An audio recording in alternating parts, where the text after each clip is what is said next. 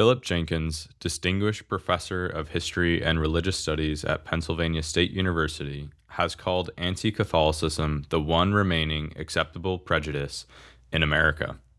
His assessment is difficult to dispute. In our media and popular culture, little is off limits when it comes to ridiculing and parroting the church. My own students, to the extent that they know anything at all about the church, are typically familiar only with alleged church corruption. The story of Catholicism, as far as they know, is one of ignorance, repression, and thus stagnation. That Western civilization stands indebted to the church for the university system, charitable work, international law, the sciences, important legal principles, and much else besides has not exactly been impressed upon them with terrific zeal. Western civilization owes far more to the Catholic Church than most people, Catholics included, often realize. The Church, in fact, built Western civilization. That is an excerpt from the book How the Catholic Church Built Western Civilization by Thomas E. Woods, and it was originally published in 2005. Fundamentally, in this book, the author is seeking to outline the significant impact the Catholic Church has had on the development of Western civilization as we know it. And the acceptable prejudice that he is putting his finger on is a result of a cultural availability heuristic and our natural human bias towards weighting negative emotions more than positive ones. Simply put, the first thing that comes to students' minds are a story in the news about a corrupt priest, and this automatically gets applied to the entire church and applied for all of history. While they're also navigating a natural existing negativity bias where we easily ignore all of the church's contributions to science, law, universities, charities, hospitals, etc., and instead focus on the negative. So back to the book. Western civilization does not derive entirely from Catholicism, of course. One cannot deny the importance of ancient Greece or Rome, or of the various tribes that succeeded the Roman Empire in the West as formative influences on our civilization. So now moving into the book, he breaks down each chapter on a different area in which the church had significant impact on the development of Western civilization. And the first time period that he addresses is the medieval era, the so-called Dark Ages. And he focuses specifically on monks' role during this time and highlights how it wasn't all regression, that there was intellectual flourishing going on. While the importance of the monastic tradition has been recognized to one degree or another in the standard narrative of Western history, everyone knows that the monks preserved the literary inheritance of the ancient world, not to mention literacy itself, in the aftermath of the fall of Rome. Historian Will Durant, who is an agnostic, defended the church against this charge decades ago. The basic cause of cultural retrogression was not Christianity but barbarism, not religion but war. The human inundations ruined and impoverished cities, monasteries, libraries, and schools, and made impossible the life of the scholar or the scientist. Perhaps the destruction would have been worse had not the church maintained some measure of order in a crumbling civilization. It would be no exaggeration, writes Philip Wolff, to link this development with that of printing itself as the two decisive steps in the growth of civilization based on the written word. Carlingian minuscule developed by the monks of the Catholic Church was crucial to building the literacy of Western civilization. So a couple things he spoke about there. First and foremost, that monks had a major role in preserving literacy, one by maintaining literacy themselves, but then also maintaining and preserving the ancient texts that we're able to now enjoy and that we were able to build upon in later centuries. And he then goes on to say that the specific developments by monks from a literary perspective technically were crucial to us refining our use of language and English especially. And then he goes on also to talk about their contribution to industry and technology and production methods as well. Wherever they went, the monks introduced crops, industries, or production methods with which people had not been previously familiar. Here they would introduce the rearing of cattle and horses, there the brewing of beer or the raising of bees and fruit. The monks were also important architects of medieval technology. Thanks to the great network of communication that existed between the various monasteries, technological information was able to spread rapidly. Thus, we find very similar water-powered systems at monasteries that were at great distances from each other, even thousands of miles away. These monasteries, a scholar writes, were the most economically effective units that had ever existed in Europe, and perhaps in the world before that time. So what he's saying here is that in an age when there was not much communication and when travel was difficult and there was not relative peace that we enjoy today, even communicating and sharing ideas was very, very difficult. But because monasteries maintained a continuous communication through letter writing, they were able to pass on these best practices and these learnings that span industries from agriculture to manufacturing and production. Monastic accomplishments ranged from interesting curiosities to the intensely practical. In the early 11th century, for instance, a monk named Aylmer flew more than 600 feet with a glider. People remembered this feat for the next 3 centuries. Centuries later, Father Francesco Laza de Terzi, not a monk but a Jesuit priest, pursued the subject of flight more systematically, earning the honor of being called the father of aviation. His 1670 book, Perdomo all'arte maestra, was the first to describe the geometry and physics of a flying vessel. So this in itself is an amazing contribution. The first monk who flew 600 feet on a glider that inspired future generations, all the way down to the Jesuit priest who can be called the father of aviation. I think people are very quick to forget or don't know in the first place the crucial role that religious Christians played in the development of Western civilization. Surprisingly, it is not to Vivarium, but to other monastic libraries that we owe the great bulk of ancient Latin literature that survives today. For those monks that weren't saved and for those works that weren't saved and transcribed by the monks, we owe their survival to libraries and schools associated with the great medieval cathedrals. Thus, when the church was not making original contributions of her own, she was preserving books and documents that were of seminal importance to the civilization that she was to save. In addition to their careful preservation of the works of the classical world and of the church fathers, both of which are essential to Western civilization, the monks performed another work of immeasurable importance in their capabilities as copyists, their preservation of the Bible. Without their devotion to this crucial task and the numerous copies they produce, it is not clear how the Bible would have survived the onslaught of the barbarians. So most people, of course, think monks are weird dudes hiding away from society, but as I've mentioned, do not recognize the outsized role they play, especially during medieval times, the medieval era.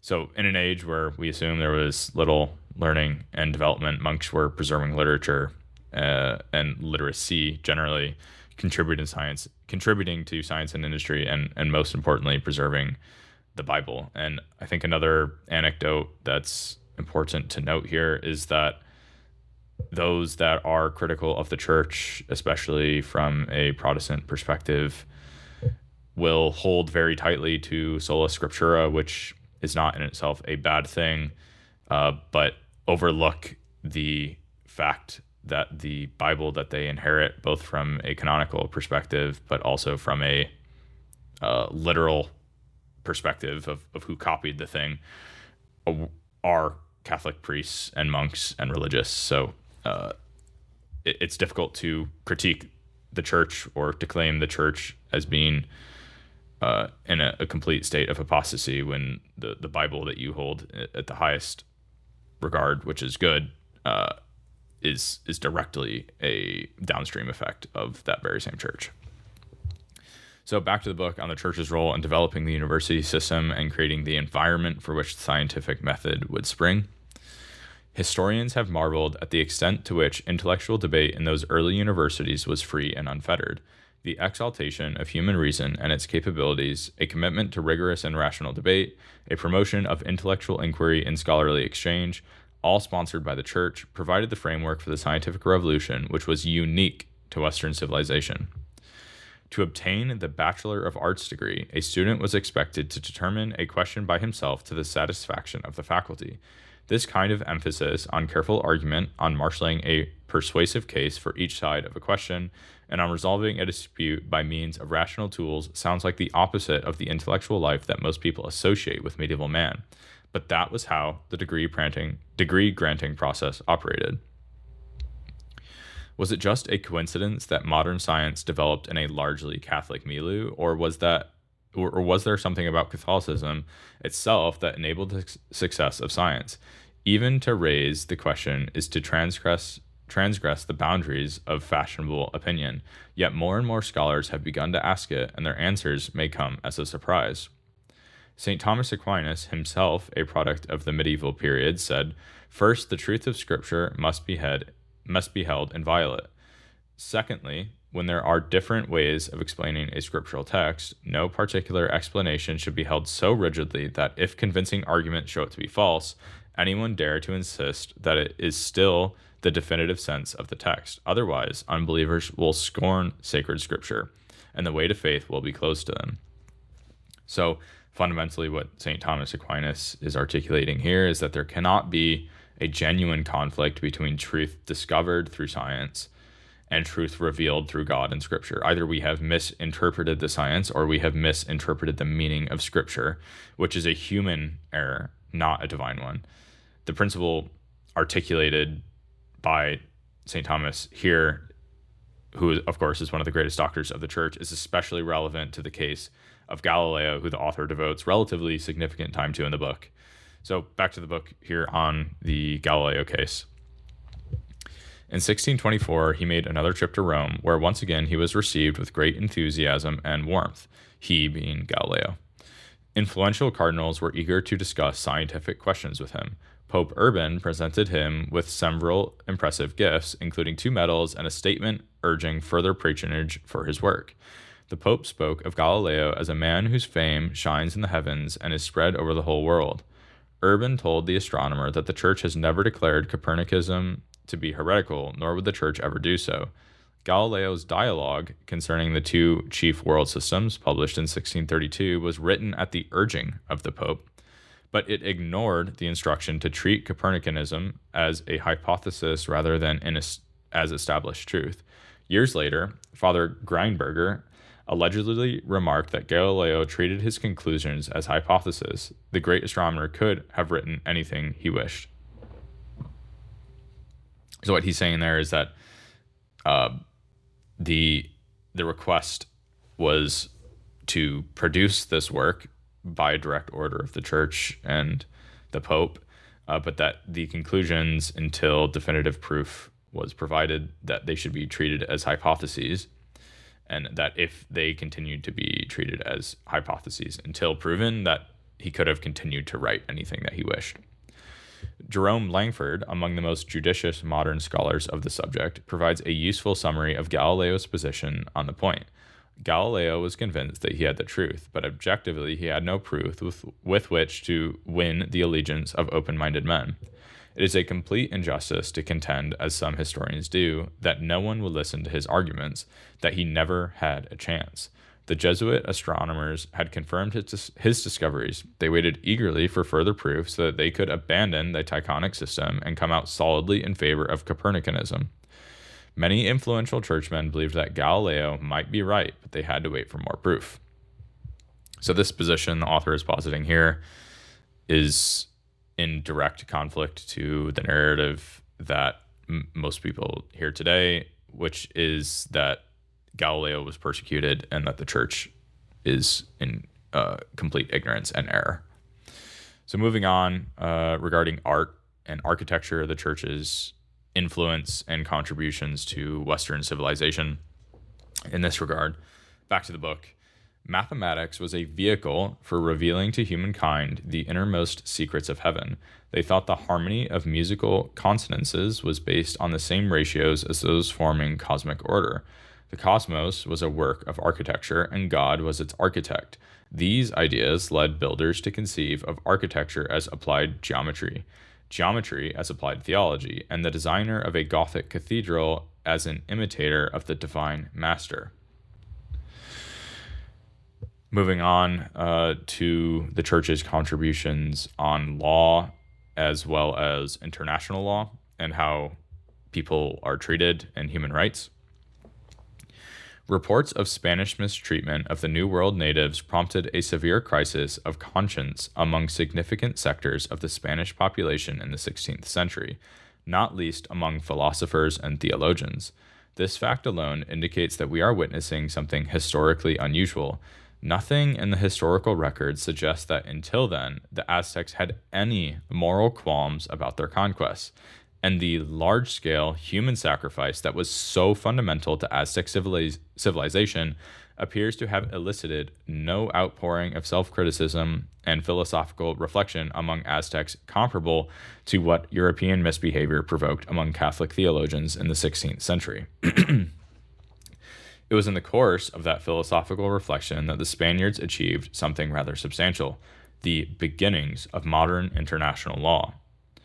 Born in 1483, and among the most illustrious of these thinkers was Father Francisco de Vitoria.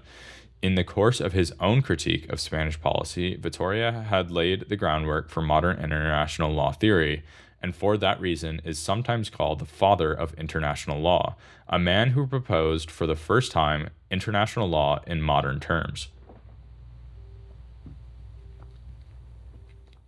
With his fellow theological jurists, Vitoria defended the doctrine that all men are equally free. On the basis of natural liberty, they proclaimed their right to life, to culture, and to property. In support of his assertions, Vitoria drew from both scripture and reason. In so doing, he furnished the world of his day with the first masterpiece on the law of nations in peace as well as in war. It was a Catholic priest, therefore, who brought forth the grand treatise on the law of nations.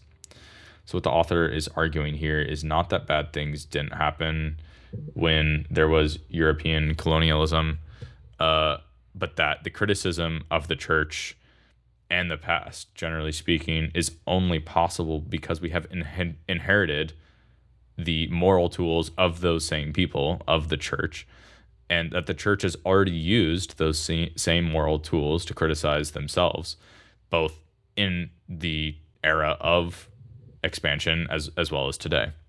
We stand on the church's shoulders, therefore, when we make this criticism, and this criticism is only possible because of the church and what it tells us about the human value of life. The book highlights the lack of the same criticism among Aztec cultures. So, yes, were some bad things done? Probably, but it is only through our same ethos, our same Christianity, that we're even able to recognize it as wrong in the first place. Whatever the practical difficulties of its enforcement, however, the idea of international law, which emerged in inchoate form as a result of the philosophical discussion prompted by the discovery of America, is supremely important. It suggests that each nation is not a moral universe unto itself, but is bound in its behavior by basic principles on which civilized people can agree. The state, in other words, is not morally autonomous. This, of course, is the opposite of moral relativism. The book goes on to say, many of the important principles of the Western moral tradition derive from the distinctly Catholic idea of the sacredness of human life, the insistence on the uniqueness and value of each person, by virtue of the immortal soul, was nowhere to be found in the ancient world. Indeed, the poor, weak, or sickly were typically treated with contempt by non-Catholics and sometimes even abandoned altogether. Catholics spoke out against and even eventually abolished the practice of infanticide, which had been considered morally acceptable even in ancient Greece and Rome. Plato, for example, had said that a poor man whose sickness made him unable to work any longer should be left to die. Seneca wrote, "We drowned children at birth who are weakly and abnormal." So still on international law, but regarding the church's contribution to the just war doctrine, St. Thomas Aquinas memorably addressed the issue as well, citing 3 conditions that had to be met in order for a war to claim the mantle of justice. In order for a war to be just, 3 things are necessary. First, the authority of the sovereign. by whose command the war is to be waged, for it is not the business of a private individual to declare war. Secondly, just cause is required, namely, that those who are attacked should be attacked because they deserve it on account of some fault.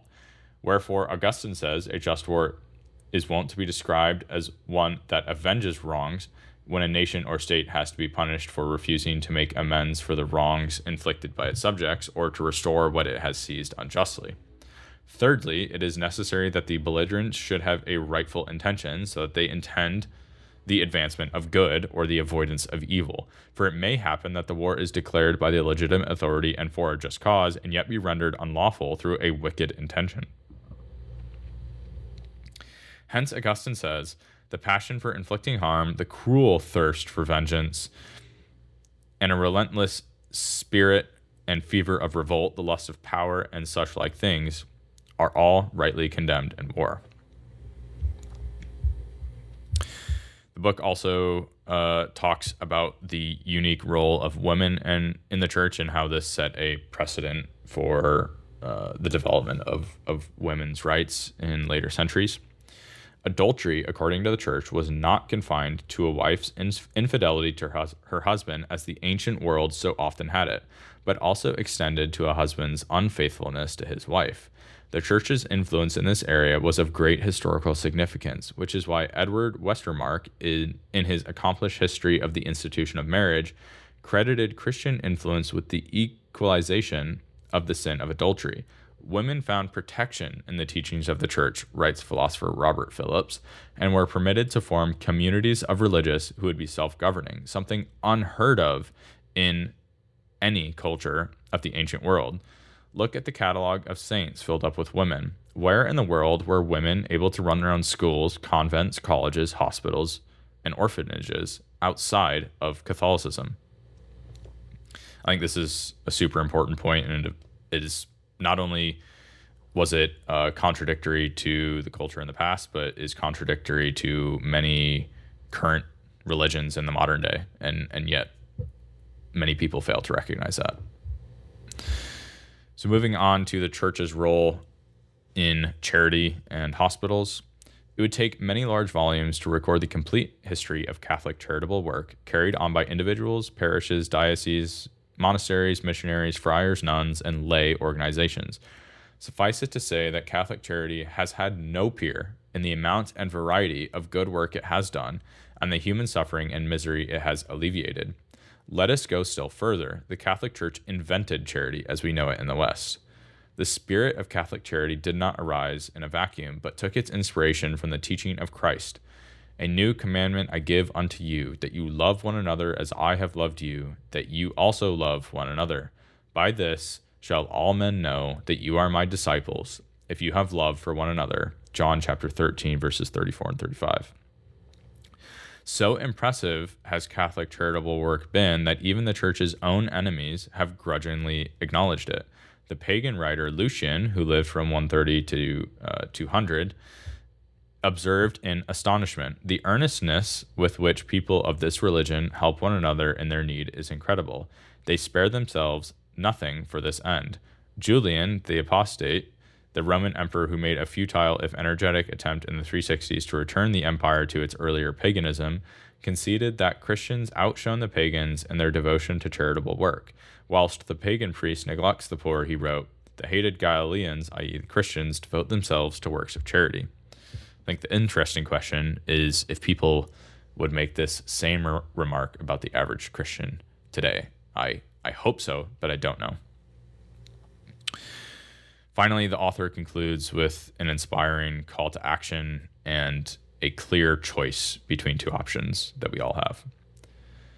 Faithful to the mission she has fulfilled for 2 millennia, however, the church still holds out a moral alternative to young people immersed in a culture that relentlessly teaches them to pursue immediate gratification. The church recalls the great men of Christendom, like Charlemagne, St. Thomas Aquinas, St. Francis of Assisi, and St. Francis Xavier, to name a few, and holds them up as models for how true men live. Its message? Essentially this: you can aspire to be one of these men, a builder of civilization, a great genius, a servant of God and men, or a heroic missionary, Or you can be self-absorbed, a self-absorbed nobody, fixated on gratifying your appetite. Our society does everything in its power to ensure that you wind up on the latter path. Be your own person. Rise above the herd. Declare your independence from a culture that thinks so little of you, and proclaim that you intend to not live as a beast, but as a man. That is where I will leave it. Deo gratias.